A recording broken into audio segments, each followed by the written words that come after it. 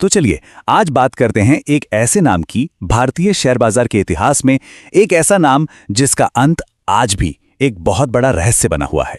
जी हाँ, हम बात कर रहे हैं हर्षद मेहता की। और आज हम उनकी कहानी के उसी आखिरी अनसुलझे पन्ने को खोलने की कोशिश करेंगे। देखिए, उनकी मौत जिन हालात में हुई वो किसी भी रहस्य से कम नहीं थी। सोचिए, एक बहुत ही खास दिन, एक बदनाम जगह और पीछे छूट गए ढेरों अनसुलझे सवाल। और वो तारीख थी 31 दिसंबर 2001। अब ये वो दिन है जब हम सब, पूरी दुनिया आने वाले कल के जश्न में डूबी होती है। एक नई उम्मीद, एक नई शुरुआत। और यहीं पर कहानी का सबसे बड़ा कॉन्ट्रास्ट सामने आता है। मतलब एक तरफ तो पूरी दुनिया नए साल का वेलकम कर रही थी, जश्न मन रहा था, और दूसरी तरफ तिहाड़ जेल की ऊंची दीवारों के अंदर एक बहुत ही विवादित चैप्टर हमेशा के लिए बंद हो रहा था।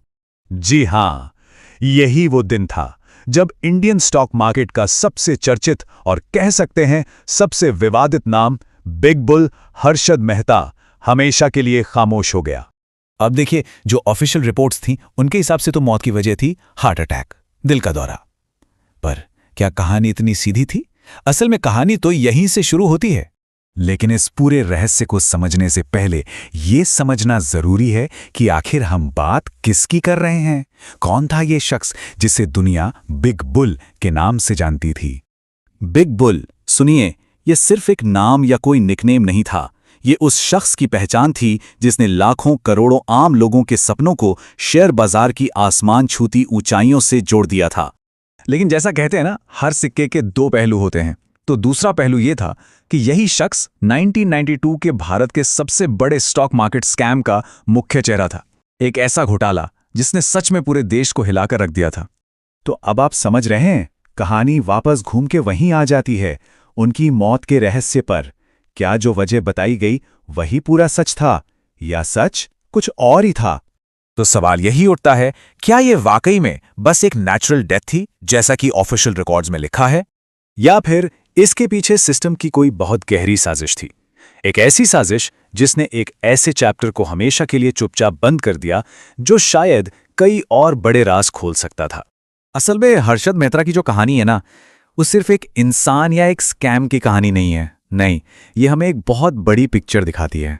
ये कहानी थी बेगाम लालच की, एक ऐसे लालच की जिसने सही और गलत का फर्क ही मिटा दिया। ये कहानी थी हमारे सिस्टम की कमजोरियों की, जिसका फायदा उठाकर एक अकेले शख्स ने पूरे देश को अपनी उंगलियों पर नचाया। और सबसे बढ़कर ये कहानी थी उन लाखों छोटे इन्वेस्टर्स के टूटे हुए सपनों की, जिनकी जिंदगी भर की जमा पूंजी एक झटके में स्वाहा हो गई। तो जब हम इन सारे डॉट्स को कनेक्ट करते हैं, इन सभी धागों को एक साथ जोड़ते हैं, तो एक ही बात निकलकर सामने आती है, एक खामोश गिरावट, एक साइलेंट फॉल। देखिए, हर्षद मेहता की कहानी एक चीज तो साफ साफ सिखाती है कि उठना जितना तेज होता है, गिरना उतना ही खामोश। और 31 दिसंबर का वो दिन शायद हमें यही कड़वा सच याद दिलाने के लिए था। तो आखिर में हम उसी एक सवाल पर आके रुक जाते हैं, वो सवाल जो आज भी हवा में तैर रहा है। क्या ये एक ऐसा चैप्टर था जो खत्म हुआ, या फिर जिसे खत्म किया गया?